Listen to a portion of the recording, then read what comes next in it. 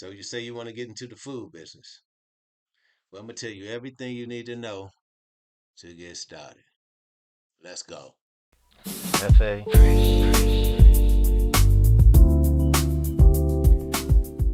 So you say you want to get into the food business.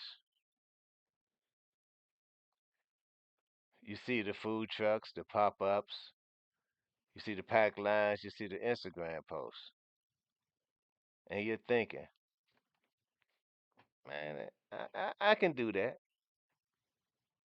and maybe you can. Maybe you can. But before you buy a flyer, before you design a logo, and before you even print a menu, let's talk about what really needs to happen first. Because the food business will humble you fast. I'm telling you. And if you're not prepared, it'll eat you alive. Okay. So, first things first. The first thing we need to do as any type of entrepreneur is to get your mind right. First thing that needs to be done is not buying equipment, it's not buying a food truck, it's not posting on social media. It's the first thing you need to do is make a decision. Are you trying to cook or are you trying to build a business? Because those are two different things. Cooking is an art, and business, well, that's math. And if you don't respect the math, you will not survive. So you must understand that this is long hours. This is hot grease, depending upon what you're making. It's going to be hot and it's going to be cold in there. There are no days off in peak season. This is smiling when you're tired and don't feel like smiling. And this is fixing problems when equipment breaks down at the worst times. So if you want comfort, this ain't it. But if you want freedom, this might be it. But only after you have acquired discipline. So we're on to step one. So what you have to do first of all is you have to define your concept. Before anything else, you need clarity. What are you selling? What food? Are you selling seafood like I do, fried seafood, vegan wraps, soul food, wings? Are you just doing breakfast only? Are you doing lunch only? Are you doing a late night only? Are you doing a combination thereof? Just be specific. You need to know because the more focused you are, the easier it is to market. You don't want to market with a confusing times and things that you do. People will become confused and they will be turned off. People want consistency. When they go to McDonald's, they know what they're getting every single time, and they want that every single time they come to you. So, this is one thing that I really need to stress. Don't start with a 50 item menu. I repeat, do not start with a 50 item menu. I have people all the time that tell me, "Oh man, you need to sell this. Why you don't sell pasta? Why you don't sell this? You need to do hot dogs, do burgers, do this." I'm called hot fresh fish every day.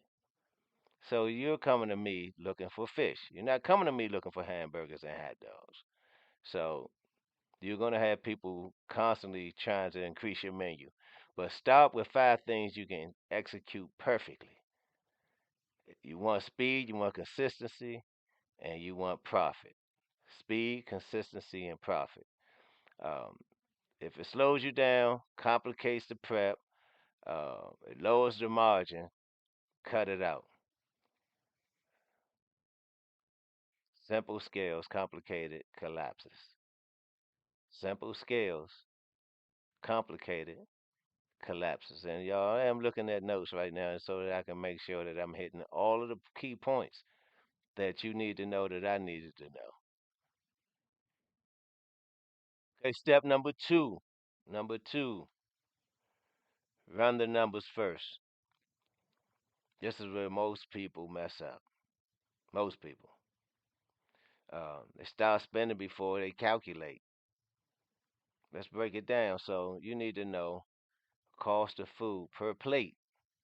How much is it costing me to make each plate? You have to break it down, man. Like, okay, I spend $120 for a case of fish. I get 120 pieces out that case. So that's $1 per piece of fish right there. So I know that if I add two pieces of fish, that's $2. Then I add the size. I'm roughly at $3.27 when everything is added on the fish fry platter. So it's $3.27 for fish fries, coleslaw, and a piece of bread, slice of bread. So you need to know that. Um, Cost of packaging, man, that stuff is not cheap. When you're buying the packaging, I'm talking about plates, napkins, forks, condiments, everything that's going, all the ingredients that go into making the fish. You have to factor all of that in because it's not free. And it's not cheap. Especially recently, the prices of everything has skyrocketed. Where I was used to pay $7 for a big, maybe 24-ounce container of seasonings. It's like $11 now. So I had to raise my prices a little bit to keep up with the price of inflation. But without running the numbers, I wouldn't know that. So then you also have event fees or rent. Event fees range anywhere from $0, and the most that I've spent was $900 for a 3-day event. Um, I broke even and made a little money. I did decent. I wish I would have made more. Of course, you always want more, but you have to pay that first up front. So you have to make at least $1,000 back before you start even making any profit. Now you still got your food costs. You still got people that you hired that you got to pay. You still got the propane costs. So these fees add up quick, man. You got gas and propane, which I just spoke about. Propane is going up. It's not cheap. You have insurance. I have $2 million worth of insurance when I go out, because if anybody ever sues me, I have up to $2 million to rectify, and it's required. So everybody has to have that, or should have that. You have to get permits. They cost. Everything costs. So you have to factor in the cost of the permits. It depends on what type of permits you have to get, and the costs vary from state to state and county to county. So you have to check with your local county exec or county health department to see what those permit costs cost. Like one of them is your safe serve or serve safe. You have to get that. That's about a couple of $100. Then you have to get a commissary kitchen. And I have one. I pay roughly $35 an hour.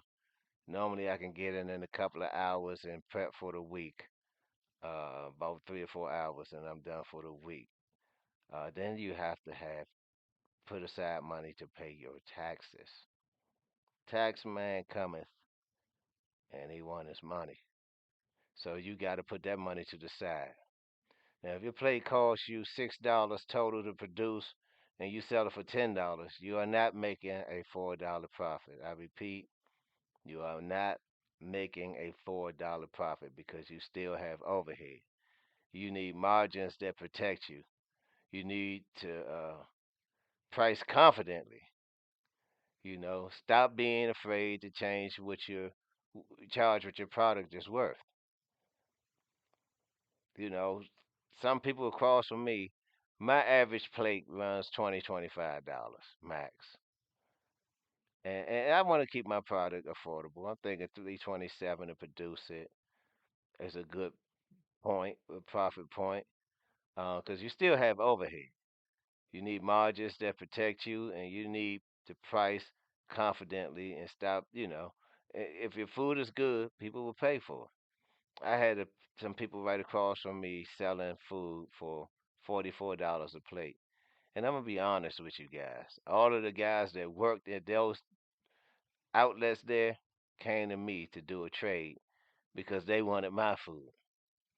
And I was like, literally, man, y'all don't have anything that I want. Your food is not seasoned. It's not cooked properly. You just turning a bunch of food over real quick. They were like behemoths. They had a full commercial kitchen out there with like 10 employees. So they had to charge those prices. I try to stay small so I can make it still affordable and give people a great value at the same time. Step number three, legal structure. Before you sell one plate, form your LLC, get an EIN, open a business bank account, get general liability insurance, which is the $2 million that I told you about. It's roughly, I think it was 24. I think it went up to maybe $30 a month. So it's very doable. Apply for your food permits and contact your local health department because they're going to tell you everything you need to do in order to be compliant with their city, state, or county. Um, do not skip this step. One lawsuit, one incident, one inspection failure, and everything is over. It's over. Because you know how what fast word travels on social media. Somebody gets sick off of your food, man. It's a wrap, dog. Pretty much. So protect yourself properly from day one.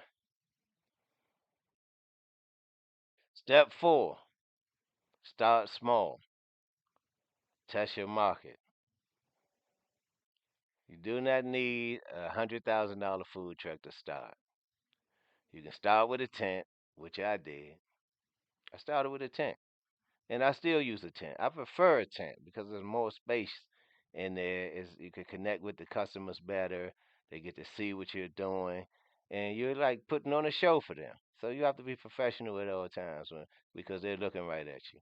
You can rent kitchen space. You can do small pop-ups. You can cater small events, and you can test at community events. Proof of concept comes before expansion. So I would create, like I created the shrimp puppies in a tent and out every night at this bar here in Asheville. And I started like, let me see what this would taste like. And I started developing it. And I would let them taste it for free and get their feedback on it. So that's how I developed shrimp puppies. Um, you got to ask, can you sell out? I've sold out repeatedly. Um, can I create repeat customers? I get people all the time. Man, I had your fish the other day down there, da da da da da, and they tell people, and people even bring people. Uh, can you handle rush value? I have a partner, a young lady I work with, and together we've been in some situations, man, where I've been so tired that I was like about to pass out, and the line is not stopping. And if you want the money, you got to keep it going, man. You got to define that strength. You got to dig in deep, man. I got a video called Mount Hefe on Instagram. I mean, I'm sorry. It's on Instagram, I think, but I know it's on TikTok. Listen to that video, man. That's my story. And I mean, we're still climbing, and you got to keep it moving, man. You got to keep it moving. When you feel like you can't go anymore, you got to keep going. Maintain quality under pressure. So don't just start slapping stuff together. Take pride in your work, man. Take pride in your work. I've been in several restaurants where people was just like with like cafeteria style when you saying, well, I want this and I want that, and they just taking a spoon and just blap blap, just slapping your potatoes flying all over the place. And I'm like, Slim, yo, you enjoy that. I ain't eating that slop. You think I'm a pig or something, champ? I'm not about to eat that, man. You eat that. Or if I'm in a sandwich shop and they just talking to each other and just slapping my sandwich, I don't want it. You eat that, and I walk out. So I give people what I demand of myself. Don't play with my food. I'm paying for this. And I demand customer service. Customer service is a part of the whole overall experience. And if you don't give me customer service like I feel I deserve as a customer, I'm gone. So that's me. So maintain quality under pressure. When you get busy, don't just start slapping stuff together, man. Get faster. Don't grow because of ego. Grow because of demand. Grow because of demand. And right now, my demand is starting to pick up more and more. And I'm getting people inviting me out to their places and establishment. And it's a good feeling that they like what I do, man, because I'm courteous. My front of the house knows she's a beast, man. She does her job well, and eventually, when we expand, she'll be training the cashiers and getting them up to par to where she is. Number five, master operations. This is the part that nobody glamorizes. Prep, shopping, inventory.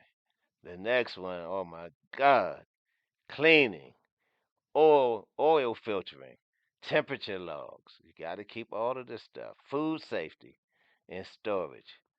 You must systematize everything.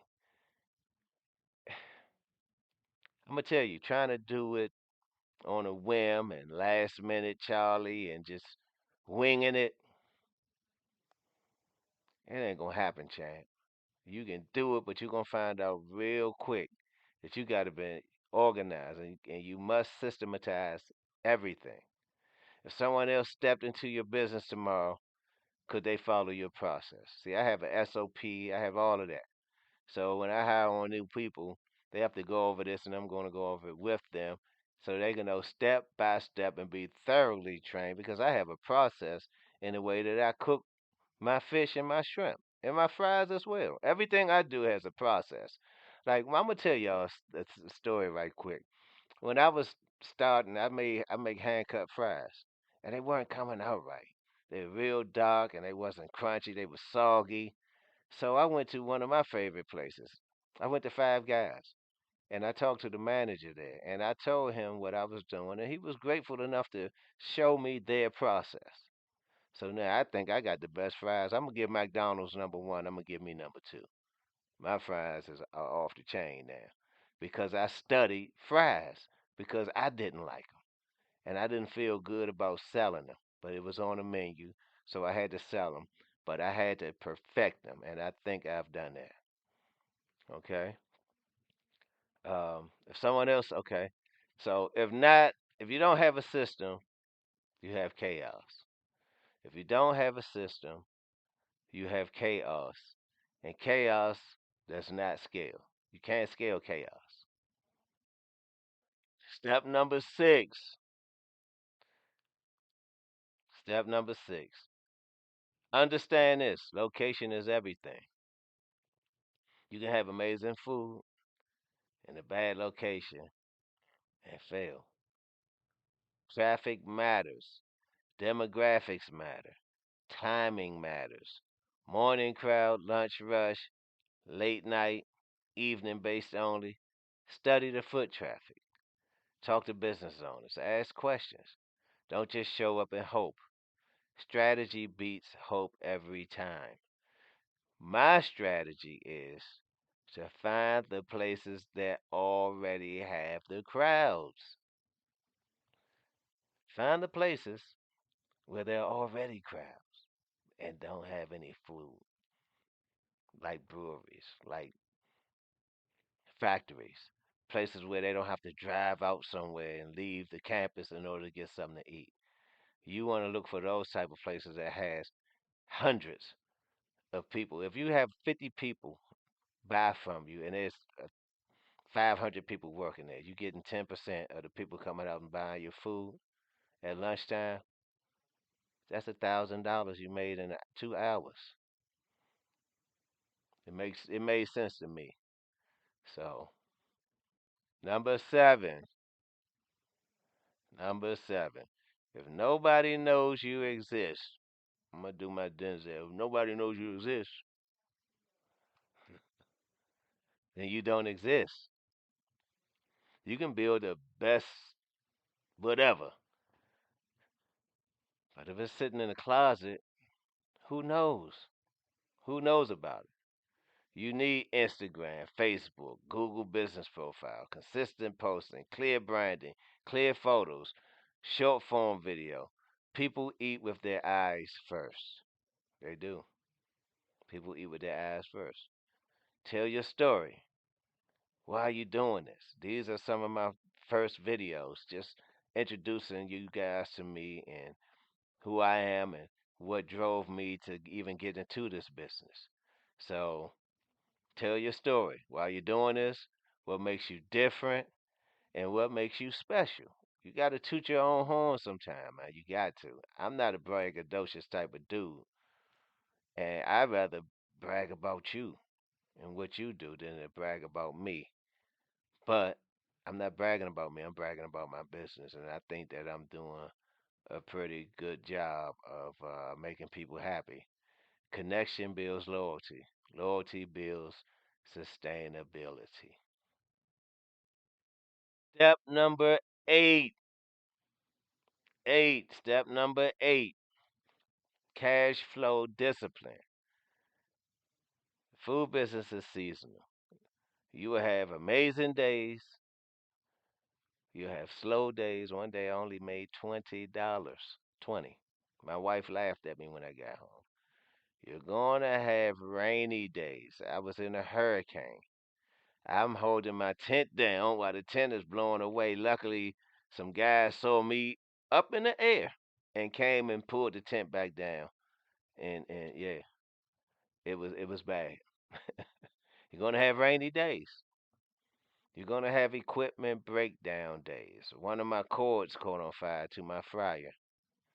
One day the propane tank, I looked over and it's on fire. The propane tank itself is burning. And I'm just waiting any second for it just explode, man. And I'm gonna be honest, I'm scared to death. The propane tank is burning, man. And my partner, she was closer, and she grabbed a rag and turned it off. She always said that she saved my life, which she did. I'm gonna give her those props. But I was like, you were just closer, and you got to it first. I was coming to do it, but you did it. But anyway, equipment breakdown days. Things is gonna happen. When you have a great weekend, don't celebrate with spending. No, don't go popping bottles and yeah, because you're gonna regret it. Because you're gonna need that money. Reinvest it. Save. You're gonna have a rainy. You need a rainy day fund, bro, because it's gonna rain. Prepare for slow weeks. Like we get snow. We wasn't expecting it. Like we had the hurricane down here last year, man, and it shut down everything. And if you had nothing in the reserve, you struggled. For real, for real. Cash flow is oxygen. Run out of oxygen, and the business dies.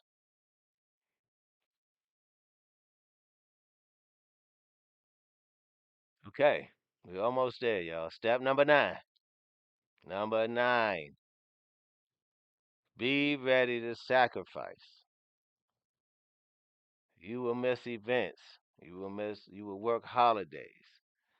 You will clean grease traps when everything else, when everyone else is sleeping. You will question yourself. You will. Like, I even went through this the other day. Like, especially when you're tired and you don't feel like doing it, man. You start saying, man, I quit my job, man.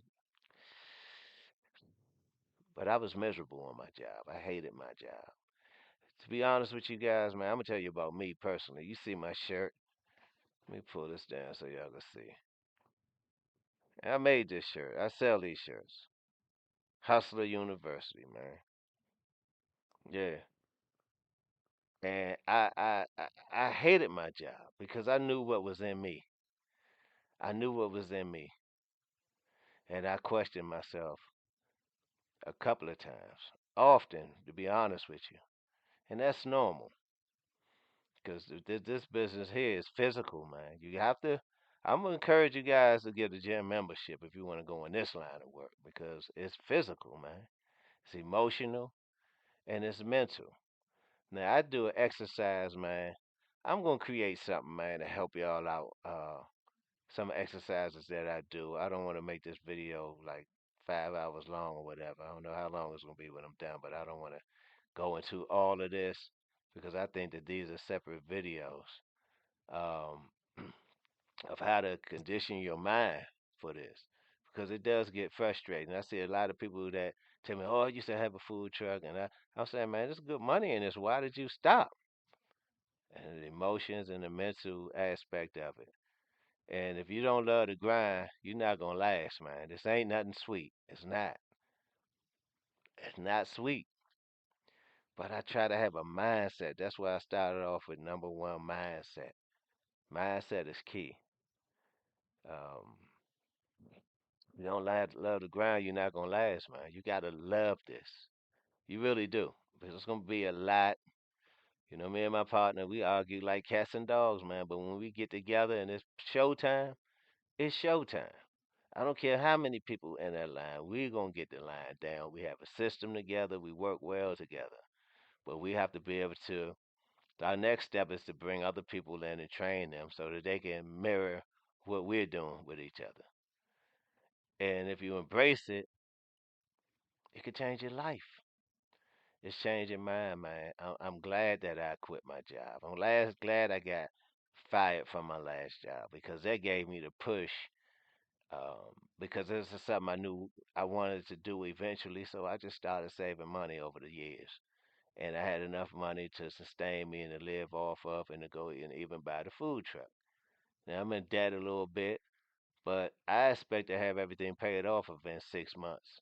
Real talk. If God is willing and the creek don't rise. I don't know what that means, but my grandmother used to say that all the time, and I'm saying it today. So, but yeah, if you embrace this, it can change your life, man. It can literally change your life.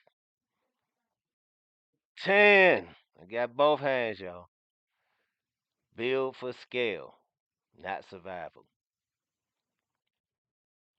From day one, ask yourself, is this a hustle or is this a business and a brand? It's a difference.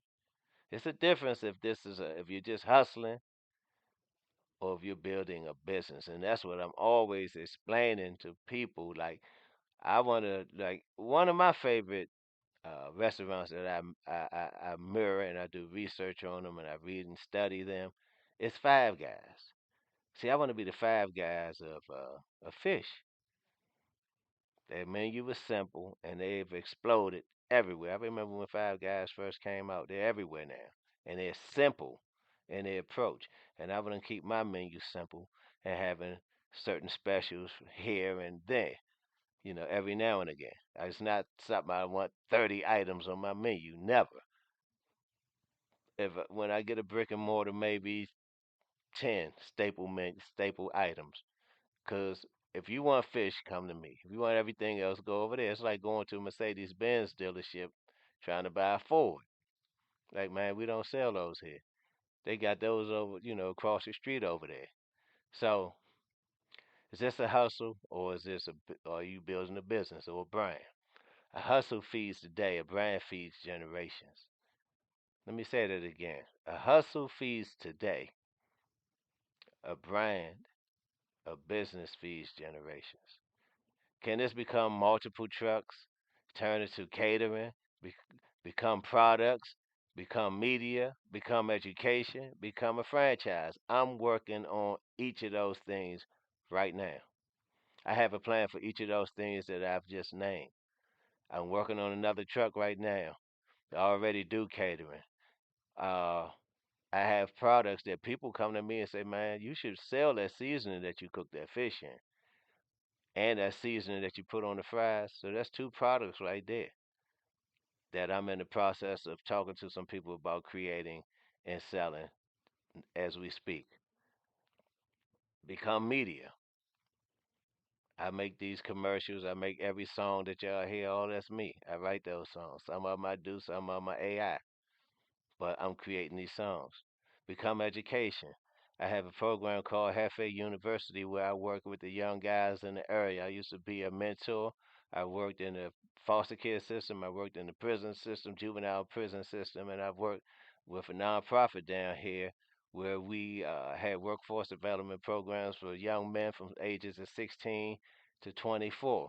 I'm still in contact with those guys. I bring those guys out with me from time to time, and I'm training them how to build a food truck business if this is something that they want to do. You got to think bigger than just plates.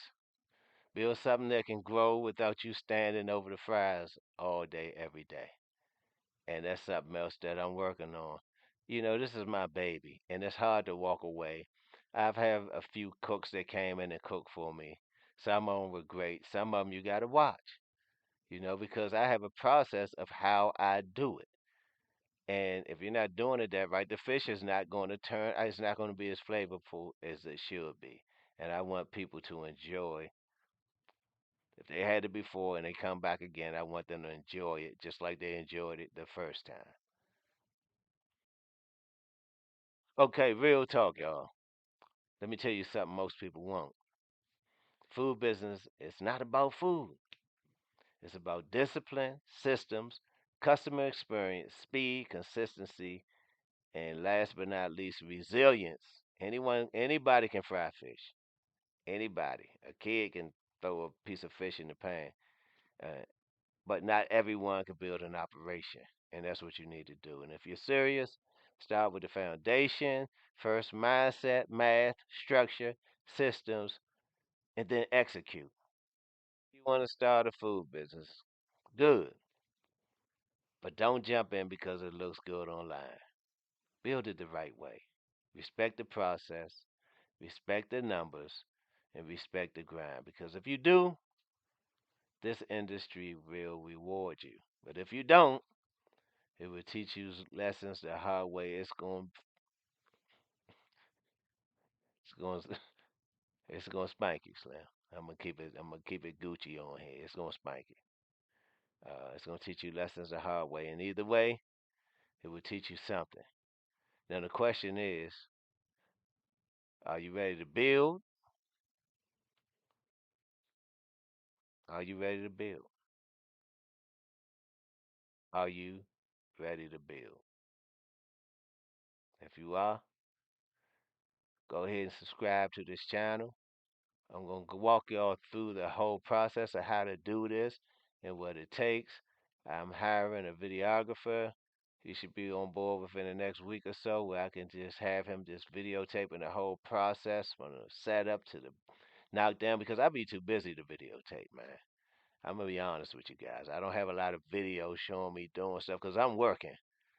So I'm going to have to hire somebody else to do that because I don't have time to do it because I'm pumping. So look, thank y'all for stopping through. My name is Ernest Xavier Smith, aka Hefe, and I'll talk to y'all next time. Peace. Hefe.